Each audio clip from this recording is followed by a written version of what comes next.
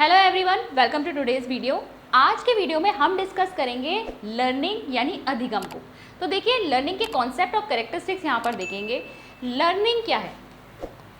Learning देखो, यहाँ different definitions आपको देखने को मिल जाएंगी। इनके अनुसार पहले समझने की कोशिश करते हैं कि अधिगम हम किसे कहेंगे। तो हेनरी पी स्मिथ की एक डेफिनेशन है कि learning is the acquisition of new behaviour और द स्ट्रेंथनिंग और वीकनिंग ऑफ ओल्ड बिहेवियर। तो अगर हम कोई नए तरीके का व्यवहार, कोई नई आदत, कोई नई चीज़ हम सीख रहे हैं, ठीक है, या पुरानी जो सीखी हुई चीज़ है उसका सुदृढ़ीकरण हो रहा है या वो कमज़ोर हो रही है, तो उसी को हम क्या कहते हैं? लर्निंग। ठीक है, तो अनुभव के प्रतिफल के रूप में नए व्यवहार का अर्जन अथवा पुराने व्यवहार का सुदृढ़ीकरण या निर्बलीकरण क्या कहलाता है? अधिगम कहलाता है। इसके अलावा वुडवर्थ की आपकी एक डेफिनेशन है, the process of acquiring new knowledge and new responses is the process of learning. तो आप जब कोई नया ज्ञान सीख रहे हैं या फिर आप कोई नए तरीके के रिस्पॉन्स, कोई नए तरीके की चीज़ आपने अनुभव की, आपने किसी नए काम को करना सीखा, तो वो क्या होगा? अधिगम कहलाएगा। किम्बलगे की भी एक डेफिनेशन है कि learning is a relatively permanent change in behaviour. ये इंपॉर्टेंट है यहाँ से, ठीक है, and it occurs as a result of reinforced practice. आप बार बार किसी चीज़ की अगर प्रैक्टिस कर रहे हैं तो आपको क्या होता है? वो चीज़ ज़्यादा आपकी सुदृढ़ हो जाती है। परमानेंट चेंज, देखो रिलेटिवली परमानेंट चेंज का ये इंपॉर्टेंट है, ये हम कैरेक्टरिस्टिक में भी अभी पढ़ेंगे। रिलेटिवली परमानेंट चेंज हम क्यों कहते हैं लर्निंग को? लर्निंग को देखो, ना तो ये कंप्लीटली परमानेंट है, ऐसा नहीं है कि एक बार आपने सीख ली तो आप इसे भूल नहीं सकते, भाई हम जो सीखी हुई चीज़ है उसको भूलते भी हैं, और ना ये बहुत ज़्यादा टेम्परेरी है। ठीक है, कोई चीज़ जो आपने पहले कभी सीखी थी, अगर आप आज उसे फिर से दोहराएं थोड़े समय के लिए, तो आप उस पर फिर से जो है आप अच्छे से उसे परफेक्टली कर सकते हैं। जैसे साइकिल चलाना ही है, आप सबने बचपन में साइकिल चलाई होगी, हो सकता है अब आप बहुत समय से साइकिल नहीं चला रहे होंगे, लेकिन ऐसा तो नहीं है कि आप उसे बिल्कुल भूल गए। अगर आज आपके साइकिल दे दी जाए तो कुछ मिनट की प्रैक्टिस के बाद आप फिर से चलाने लगेंगे, क्योंकि आपने बचपन में सीख रखी है। तो ये ना तो आप कंप्लीटली इसे टेम्परेरी कहेंगे, ना इसे बहुत ज़्यादा परमानेंट कहेंगे। अधिगम को हम मानते हैं कि रिलेटिवली परमानेंट चेंज है। ठीक है, ये आपका किसके अनुसार है? किम्बले के अनुसार। आगे बढ़ेंगे और नेक्स्ट आपकी जो डेफिनेशन है गेट्स एंड अदर्स की, कि learning is the modification of behaviour through experience and training. जैसे जैसे आपको अनुभव होता है, जैसे जैसे आपको प्रशिक्षण दिया जाता है, आप प्रैक्टिस करते हैं, तो लर्निंग क्या करती है? आपके व्यवहार में चेंज लेकर आती है। और लर्निंग को अगर हम देखें ना, तो बेस्ट डेफिनेशन भी लर्निंग की यही होती है कि learning is defined as modification of behaviour या चेंज इन बिहेवियर।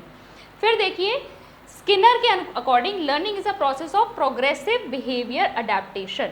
अब जैसे जैसे आप क्या करोगे, आप नई चीज़ें सीखोगे तो आपके व्यवहार में सुधार आता है, आप आसपास की चीज़ों को अडेप्ट करने लगते हो, उनके साथ एडजस्ट करने लगते हो। ये कब होगा? जब अपने आसपास की जो चीज़ें हैं, एक्शंस, आप उनको सीख जाओगे। ठीक है, तो ये क्या है? लर्निंग है। इसके अलावा आपकी एक और डेफिनेशन है गिलफर्ड की, learning is any change in behaviour resulting from behaviour. मतलब जब आप व्यवहार कर रहे हैं, उस व्यवहार से ही, मतलब व्यवहार क्या है? कोई भी एक्शन आप परफॉर्म कर रहे हैं तो उस परफॉर्मेंस के बेसिस पर ही आपके अंदर क्या आ रही है? नई चीज़ें आ रही हैं, नई चीज़ें आप सीख रहे हो, उससे आपके व्यवहार में ही परिवर्तन आ रहा है। फिर क्रो एंड क्रो की एक डेफिनेशन है, learning is acquisition of habits, knowledge and attitudes. मतलब हम क्या अधिग्रहित करते हैं? अधिगम के परिणाम स्वरूप हम नई आदतें सीखते हैं, हम नया ज्ञान लेते हैं और नए तरह के एटीट्यूड्स हमारे अंदर डेवलप होते हैं। तो ये सारी जो हैं डेफिनेशंस हैं जो आपके लर्निंग को बता रही हैं। एक और चीज़ जो इसमें आती है वो ये कि अनलर्निंग जो है, it is a process of letting go of old habit, beliefs and ideas. ठीक है, ये भी लर्निंग होती है। ठीक है, unlearning is also learning. Unlearning मतलब क्या हुआ? कोई काम आप पहले से करते आ रहे हैं, आप अपनी उस आदत को सुधारना चाहते हैं, किसी काम को करने का गलत तरीका हो सकता है जो आप पहले से आप करते आ रहे हैं, अब आप उसे अनलर्न करेंगे, अपनी प्रैक्टिस को बदलेंगे।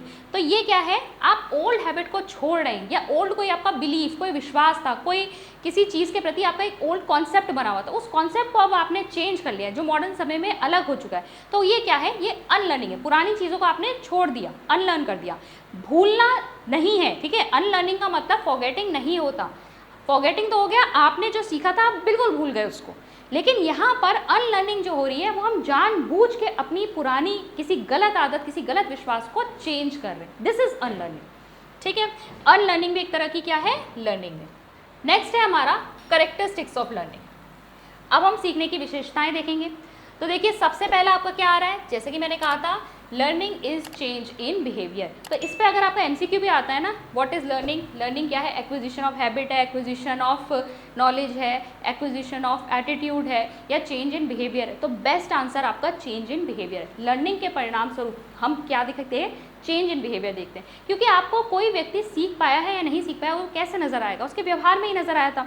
एग्जाम्पल से देखें, पहले आपने बच्चों को क्लासरूम में कोई मैथ्स का कॉन्सेप्ट कराया, बच्चे उस कॉन्सेप्ट को पढ़ने से पहले उन क्वेश्चंस को, उस कॉन्सेप्ट के क्वेश्चंस को सॉल्व नहीं कर सकते थे। अब आपने बच्चों को पढ़ाया, अगर बच्चे के समझ में आ गया है तो अब बच्चा उससे रिलेटेड क्वेश्चंस कर पाएगा। ये क्या आया, उसके व्यवहार में परिवर्तन आया। तो लर्निंग आपको कैसे दिखाई दे रही है, चेंज इन बिहेवियर से दिखाई दे रही है। तो लर्निंग क्या है, चेंज इन बिहेवियर। फिर मैंने आपको अभी ये एक्सप्लेन किया था कि क्या है, ये रिलेटिवली परमानेंट चेंज है, ना बहुत ज़्यादा परमानेंट है ना बहुत ज़्यादा टेम्परेरी है, रिलेटिवली परमानेंट कहा जाता है इसको। फिर है it is a continuous life long process, through out the life आप कुछ ना कुछ सीखते रहते हैं, किसी ना किसी पक्ष में आपकी लर्निंग चलती ही रहेगी। आप ओल्ड एज में भी लोगों को देखो ना, उनको पहले अगर मोबाइल चलाना नहीं आता तो नए मोबाइल को, आप डिवाइस को सीख रहे होते हैं। तो बहुत सारी चीज़ें जो हैं अलग अलग पक्षों में हमारे यहाँ लर्निंग चलती ही रहती है। तो इसीलिए हम कहेंगे कि ये लाइफ लॉन्ग चलने वाला प्रोसेस है।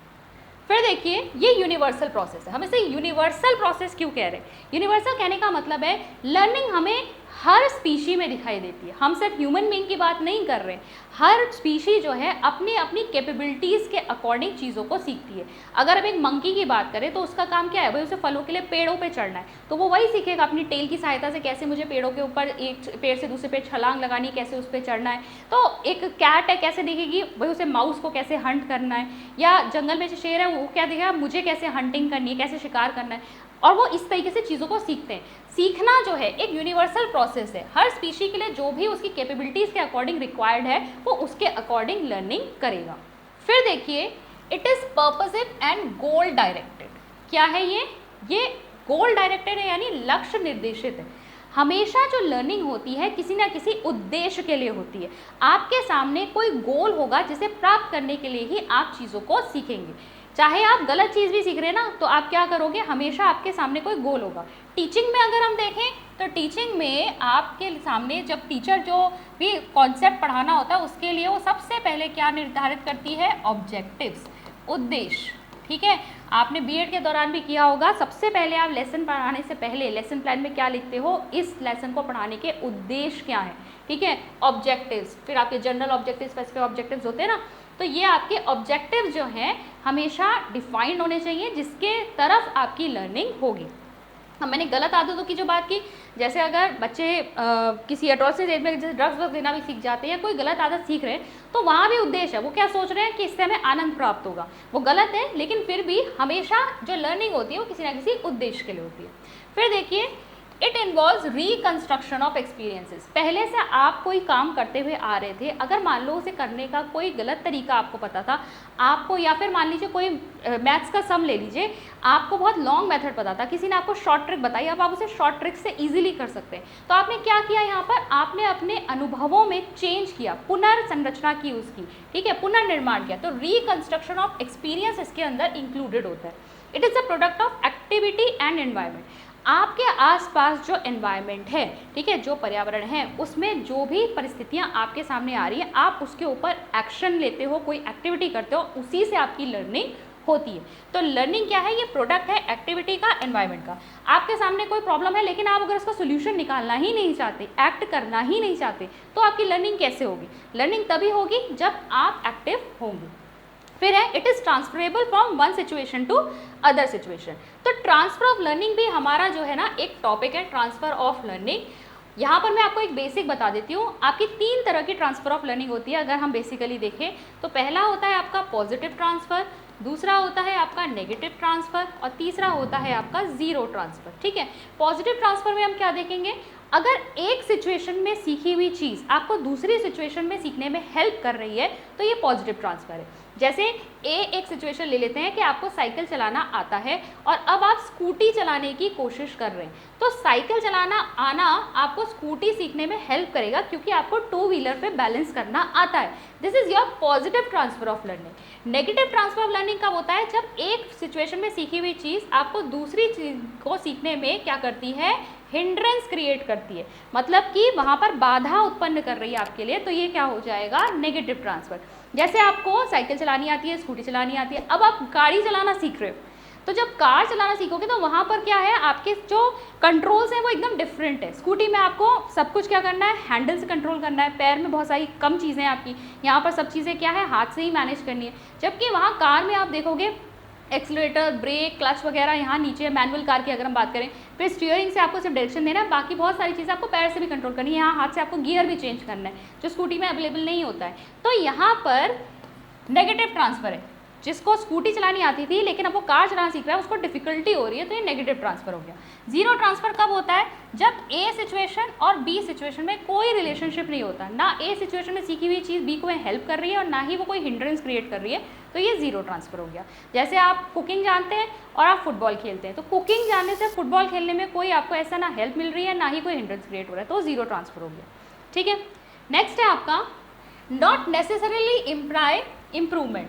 अधिगम से हमेशा सुधार हो ये ज़रूरी नहीं है। अगर आप किसी चीज़ को करने का गलत तरीका सीख जाएं तो इससे सुधार थोड़ी ना हो रहा है, या आप गलत आदतें सीख जाते हैं तो उससे भी सुधार नहीं होता है। Not necessary development in right direction. ज़रूरी नहीं है कि हमेशा लर्निंग से आपको सही दिशा में ही डेवलपमेंट मिल रहा हो। ठीक है, कई बार लोग एग्जाम की प्रिपरेशन कर रहे होते हैं लेकिन गलत तरीके से कर रहे हैं। आप ऐसा नहीं कि सीख नहीं रहे, सीख तो बहुत कुछ रहे लेकिन सही दिशा में नहीं सीख रहे, इसीलिए जो गोल वो प्राप्त करना चाहते हैं उसमें वो आगे नहीं बढ़ पा रहे। तो यहाँ पर डेवलपमेंट जो है ज़रूरी नहीं है हमेशा राइट डायरेक्शन में हो। Helps in teaching learning process. ठीक है, तो लर्निंग क्या करती है, ऑब्वियसली टीचिंग लर्निंग प्रोसेस में तो हेल्प करेगी। शिक्षक जो है यहाँ सिखा रहा है, बच्चे सीख रहे हैं, लर्निंग अगर होगी तभी टीचिंग लर्निंग प्रोसेस आगे बढ़ेगा।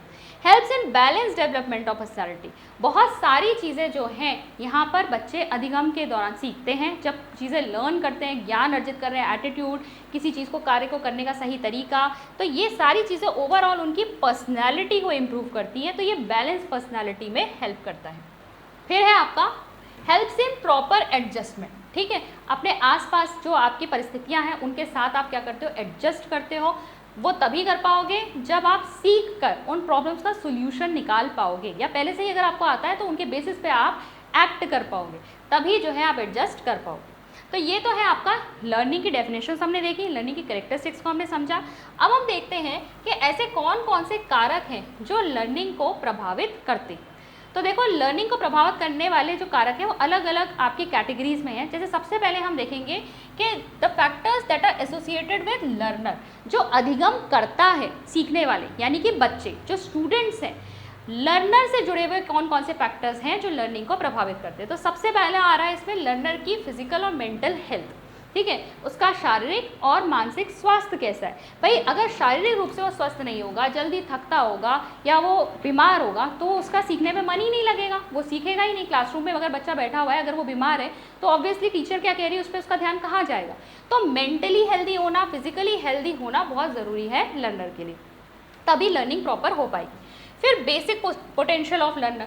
लर्नर की खुद की जो क्षमता है वो कितनी है, खुद की एबिलिटी कितनी है।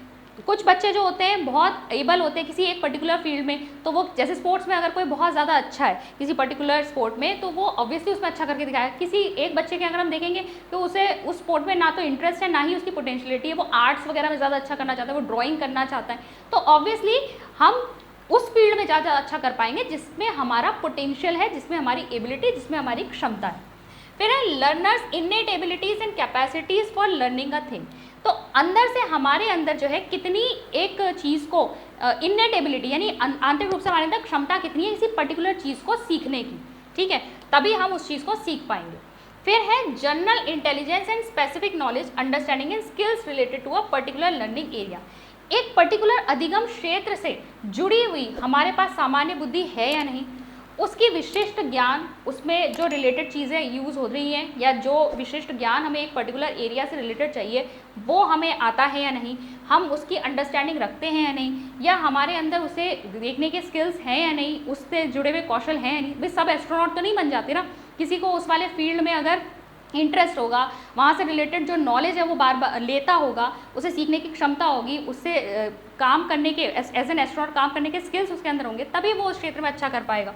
फिर देखिए interest, attitudes and aptitudes related to learning of a particular thing. इसके अलावा बच्चे की अपनी रुचि ठीक है। बच्चे की रुचि किस चीज़ में, उसकी रुचि भी जो है अधिगम को प्रभावित करती है। उसका एटीट्यूड कि मैं इस क्षेत्र में मेरी रुचि भी है, मैं इसमें अच्छा करके दिखाऊं, उसका एप्टीट्यूड, ये सारी चीज़ें, उसकी अधिगमता जो है, उसकी अभिक्षमता, ये सब चीज़ें जो है उसकी लर्निंग को अफेक्ट करती हैं। फिर level of aspiration and achievement motivation, बच्चा कितना अभिप्रेरित है, उसका लेवल ऑफ एस्पिरेशन यानी आकांक्षा का स्तर क्या है, वो कहाँ तक पहुँचना चाहता है उस फील्ड में। कई लोग जो है वो एवरेज में ही खुश होते हैं, कुछ लोग जो है वो टॉपर बनना चाहते हैं। तो ये जो लेवल ऑफ एस्पिरेशन है, मोटिवेशन है, ये भी आपका अधिगम में क्या करता है, कारक के रूप में रोल प्ले करता है।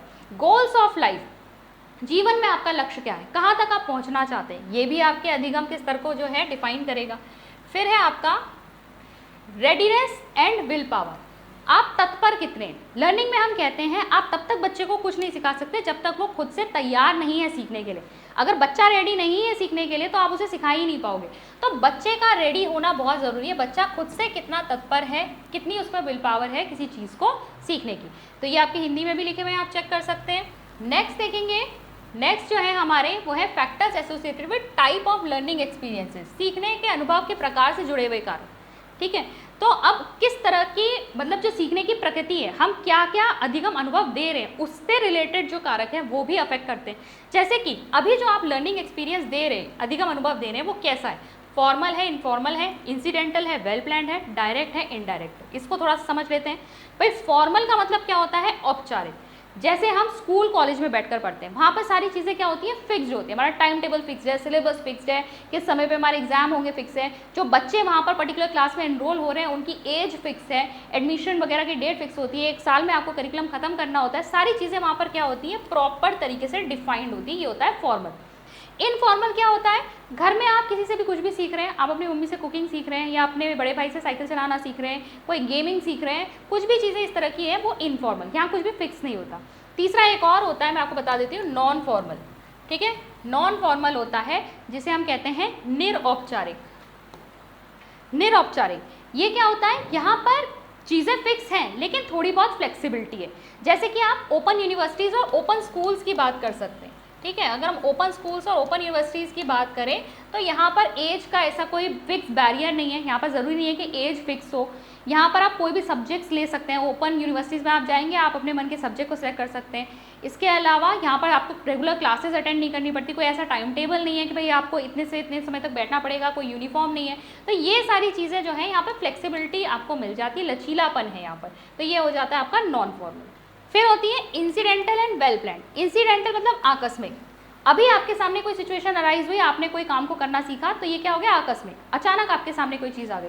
वेल प्लान्ड क्या हो गया, जैसे कि आपका स्कूल में आपके लिए पूरे साल भर का करिकुलम डिसाइडेड है कि इतने सब्जेक्ट्स पढ़ाए जाएंगे, इसमें ये यूनिट्स पढ़ाए जाएंगे, इस तरीके से आपको टाइम टेबल दिया जाएगा, तो वो वेल प्लान्ड हो गया। ठीक है, फिर डायरेक्ट है, इनडायरेक्ट है। डायरेक्टली हो गया कि डायरेक्टली टीचर से आप सीख रहे हैं, इनडायरेक्ट हो गया हम दूसरों को कुछ करते हुए देख रहे होते हैं और उससे हम चीज़ें सीख लेते हैं। मतलब डायरेक्ट हमें नहीं लर्निंग हो रही है, हमें सिखाने के लिए ही नहीं सिखाया जा रहा है, लेकिन हम फिर भी तो हम अपने आसपास बहुत सारी चीज़ें सीख लेते हैं, तो ये हो जाता है इनडायरेक्ट। फिर देखिए इसके अलावा आएगा आपका whether learning experiences are suitably selected on the basis of principle of child centeredness। जो अधिगम अनुभव आप बच्चे को दे रहे हैं उनका सिलेक्शन भी बहुत प्रॉपर करना होता है। सबसे पहले तो वो किस पर बेस्ड होने चाहिए, जो आपका बाल केंद्रितता का सिद्धांत है। बाल केंद्रितता का सिद्धांत क्या कहता है, हर चीज़ आपको बच्चे को ध्यान में रखकर उसके अकॉर्डिंग बनानी है। बच्चे का लेवल क्या है, बच्चे की एज क्या है, उसका मानसिक स्तर कैसा होगा, वो कैसे ज़्यादा अच्छे तरीके से समझ पाएगा, तो ये सारे प्रिंसिपल्स जो हैं वो फॉलो होने चाहिए, तभी वो अधिगम अनुभव सूटेबल हो पाएगा उस पर्टिकुलर चाइल्ड के लिए। प्रिंसिपल ऑफ एक्टिविटी, गतिविधि का सिद्धांत है या नहीं, करके सीखना ज़्यादा अच्छा माना जाता है। फिर criteria of activity, age, grade and experiences of the learner, बच्चे का आयु क्या है, उस कौन सी क्लास में पढ़ता है, हमें किस तरह की एक्टिविटी उसके लिए प्लान करनी चाहिए, ये सारी चीज़ें जो है अधिगम अनुभव को रिच बनाती है। आप अगर बच्चे को बिल्कुल ध्यान में रख कर कि भाई इसके लिए हमें क्या एक्टिविटी प्लान करनी चाहिए ताकि बच्चा ये कॉन्सेप्ट जो है वो सीख पाए, अगर आप इस तरीके से प्लान करेंगे तभी वो अधिगम अनुभव जो है बच्चे के लिए सूटेबल हो पाएगा। फिर देखिए whether learning experiences are suitably organized for the attainment of desired educational objective आएगा, ऑब्जेक्टिव और नॉट। तो जो अधिगम अनुभव का चुनाव आप कर रहे हैं वो कैसा होना चाहिए, जो आपने ऑब्जेक्टिव या उद्देश्य निर्धारित किए हैं उसको प्राप्त करने वाला। ठीक है, ऐसा नहीं है कि आपने ऑब्जेक्टिव्स क्या आपने निर्धारित किए उससे कुछ रिलेशन ही नहीं है। आपने जो अधिगम अनुभव या लर्निंग एक्सपीरियंस आपने जो प्लान किया, आपने जो टीचिंग प्लान करी है, उससे आप अपने उद्देश्य को प्राप्त कर पाएँ, ऐसा होना चाहिए। ठीक है, तभी जो है वो काम का है। फिर देखिए नेक्स्ट चीज़ आ जाती है मेथडोलॉजी ऑफ लर्निंग, सीखने की पद्धति। Linking the recent learning with those of the past. आपको क्या करना है, आज जो आप बच्चे को सिखा रहे हो, ऐसा नहीं है कि आपने बिल्कुल उसका पूछा ही नहीं कि वो प्रीवियसली क्या जानता है। आपको उसके पूर्व ज्ञान का भी क्या करना है, आपको संज्ञान लेना है। आपको देखना है कि बच्चा जो है पहले से कितना जानता है उस टॉपिक के बारे में, उसी को आधार बनाकर आपको नवीन ज्ञान देना है। जब आप उसके पास एक्सपीरियंस के साथ उसको जोड़ पाओगे तभी बच्चा कनेक्ट कर पाएगा। को relating learning in one area with that of another. एक क्षेत्र में सीखा हुआ जो अधिगम है उसको आप दूसरी लर्निंग के साथ कनेक्ट कीजिए। जैसे सब्जेक्ट्स भी जो होते हैं ना, इंग्लिश में हम नाउन सीखते हैं, हिंदी में हम संज्ञा सीखते हैं, इन सब चीज़ों को कनेक्ट करके बच्चे को बताइए कि आपने यही चीज़ें दूसरे सब्जेक्ट में भी पढ़ रखी हैं। नेक्स्ट है utilisation of maximum number of senses. बच्चे के अधिक से अधिक ज्ञान इंद्रियों का यूटिलाइजेशन उपयोग करना है आपको। ये आप अधिक से अधिक सेंसेस कैसे उपयोग कर पाएंगे, TLM से। ठीक है, TLM टीचिंग लर्निंग मटीरियल या टीचिंग एड जिसे हम कहते हैं। तो टीचिंग एड्स का सबसे अच्छा यूज़ ही ये होता है कि भाई हम अधिक से अधिक जो सेंसेस हैं वो जागृत कर पाते हैं। बच्चा जब देख भी रहा है, सुन भी रहा है, स्मेल कर रहा है, छू रहा है, करके देख रहा है, तब वो ज़्यादा अच्छे से सीख पाएगा। ठीक है, फिर है रिवीजन एंड प्रैक्टिस। तो बिल्कुल रिवीजन करना, प्रैक्टिस करना, किसी भी टॉपिक को अगर आप बार बार रिवाइज कराएंगे, उसकी प्रैक्टिस या अभ्यास बच्चे को कराएंगे, तभी वो और ज़्यादा सुदृढ़ हो पाएगा। इसके अलावा provision of proper feedback and reinforcement. जब आप बच्चों से क्वेश्चनिंग कर रहे हैं या जब बच्चा कार्य कर रहा है तो उसको सही समय पे सही तरह का पृष्ठ पोषण, फीडबैक देना, और अगर बच्चा अच्छा कर रहा है तो उसको रीइंफोर्समेंट देना बहुत ज़रूरी है। बाद में नहीं देना है, जिस समय बच्चा काम कर रहा है उसके तुरंत बाद हमको बताना है उसको कि बच्चे ने अच्छा काम किया है या नहीं, या अगर गलत भी किया है तो हमें उसे प्रॉपर फीडबैक देना है कि तुम्हारी गलती कहाँ पर थी और अब तुम इसे कैसे ठीक कर सकते हो। तो फीडबैक और रीइंफोर्समेंट भी बहुत अच्छा रोल प्ले करते हैं आपकी लर्निंग में। फिर नेक्स्ट है आपका the selection of the suitable learning methods and teaching. तो पर्टिकुलर टॉपिक या पर्टिकुलर सब्जेक्ट पढ़ाने के लिए भी आपको सही तरह का टीचिंग मेथड सेलेक्ट करना बहुत ज़रूरी होता है। तो टीचिंग मेथड, लर्निंग मेथड जो है आपका वो प्रॉपर होना चाहिए। फिर देखिए नेक्स्ट आते हैं आपके factors associated with man and material resources. ठीक है, तो इसमें मैन एंड मटेरियल रिसोर्सेज में कौन आ जाएगा भाई, फैक्टर। सबसे पहले तो किससे, कौन से ह्यूमन रिसोर्स के साथ बच्चा कनेक्ट कर रहा है, टीचर। तो यहाँ पर देखिए quality of the teacher in terms of his mastery over the subject matter, teaching skills, rich experiences and teacher like qualities and behaviour. तो सबसे पहले तो टीचर की क्वालिटी के टर्म्स पे, यानी शिक्षक कितना गुणवान है, कितनी गुणवत्ता है उसके शिक्षण में, ये देखना बहुत ज़्यादा ज़रूरी है। यानी उसे अपने सब्जेक्ट पर, अपने विषय पर कितनी ज़्यादा कमांड है। इसके अलावा उसके जो टीचिंग स्किल्स, उसके जो शिक्षण कौशल है उस पर उसको कितना मतलब उसका एक्सपीरियंस है, कितना उसको कमांड है उस पर, कितने अच्छे टीचिंग स्किल्स हैं उसके। फिर रिच एक्सपीरियंसेस होने चाहिए उस पर, यानी कि उसको अनुभव होना चाहिए। जितना अनुभवी टीचर होगा उतना ज़्यादा अच्छा होगा। और क्वालिटीज़ और बिहेवियर, टीचर लाइक क्वालिटीज़ क्या होती है भाई, कंपैशन होना चाहिए। बच्चों से आपको प्यार से बात करनी है, अच्छी तरीके से टॉपिक को समझाना है, कंपैशनेट होना है। बच्चे के साथ आपका रिलेशन ऐसा होना चाहिए कि बच्चा अपनी प्रॉब्लम आपसे कह सके, उसके डाउट क्लियर करने। तो ये सारी चीज़ें जो हैं एक टीचर के अंदर होनी चाहिए।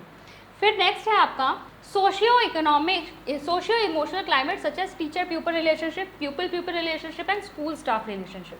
तो यहाँ पर सोशियो इमोशनल मतलब जो सामाजिक और भावात्मक जो एनवायरनमेंट है उस समय क्लासरूम का, स्कूल का, वो भी आपका इसमें रोल प्ले करता है। तो यहाँ पर देखिए टीचर प्यूपल रिलेशनशिप यानी शिक्षक और विद्यार्थी का जो रिलेशनशिप है वो अच्छा होना चाहिए। मैंने जैसे बताया ना, कंपैशनेट होना चाहिए, एम्पैथी होनी चाहिए बच्चे के प्रति आपके अंदर, बच्चा अपनी आसानी से बात कह सके आपसे।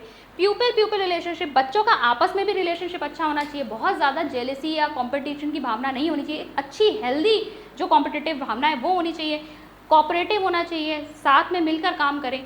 इसके अलावा स्कूल का जो स्टाफ है उनका भी आपस में रिलेशनशिप अच्छा होना चाहिए। ठीक है, तभी जो है कोलैबोरेटिवली वो ढंग से काम कर पाएंगे। फिर है availability of appropriate learning material and facilities like teaching learning aid, text book, library, laboratory facility. इसके अलावा एनवायरनमेंट की जब हम बात कर रहे हैं तो जब टीचिंग लर्निंग होनी है तो वहाँ पर एप्रोप्रिएट चीज़ें भी उपस्थित होनी चाहिए बच्चे की वो जो लर्निंग एक्सपीरियंस है उसको रिच बनाने के लिए। टीचर की हेल्प करने के लिए, टीचिंग की जो प्रोसेस है उसको फैसिलिटेट करने के लिए। अब यहाँ पर appropriate learning material, study material अच्छा होना चाहिए, टीचिंग लर्निंग एड्स यहाँ पर होनी चाहिए, यानी कि टीचिंग एड्स बहुत ज़्यादा इंपॉर्टेंट है यहाँ पर।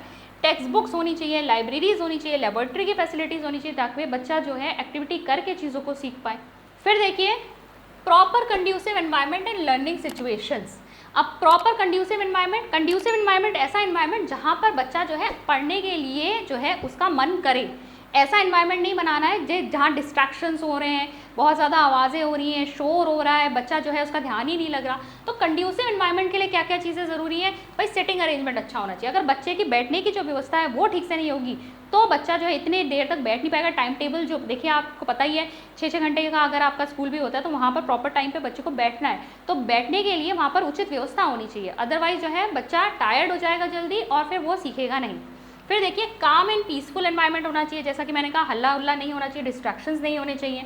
Management and control of factors leading to distraction, बच्चे का ध्यान इधर उधर ना भटके, इसका प्रॉपर प्रबंध होना चाहिए वहाँ पर। टीचर के भी कंट्रोल में बहुत चीज़ें होती हैं। फिर देखिए cooperative and competitive group situation, जब आपको ग्रुप एक्टिविटीज़ करानी है तो क्लासरूम में जो एनवायरनमेंट है वो अच्छा होना चाहिए। बच्चों के बीच में कैसी भावना होनी चाहिए?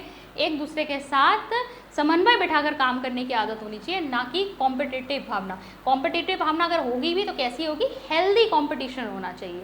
फिर कॉन्जेनियल लर्निंग एनवायरनमेंट एट होम, इसके अलावा घर पर भी बच्चे को जो है अच्छा एनवायरनमेंट मिले जहाँ पर वो और चीज़ें सीख सके। Provision of proper change, rest and recreation, अब टाइम टेबल आपको इस तरीके से बनाना है कि बच्चे को परिवर्तन का मौका मिले, रेस्ट का भी मौका मिले, ठीक है, रिक्रिएशन यानी मनोरंजन का भी मौका मिले। इसीलिए हम सारे भारी भारी पीरियड एक साथ नहीं लगाते, हम बीच बीच में पीटी, गेम्स, म्यूजिक, ड्राइंग, इन सब के पीरियड भी रखते हैं ताकि बच्चे को रेस्ट भी मिले और बच्चे का मनोरंजन भी हो।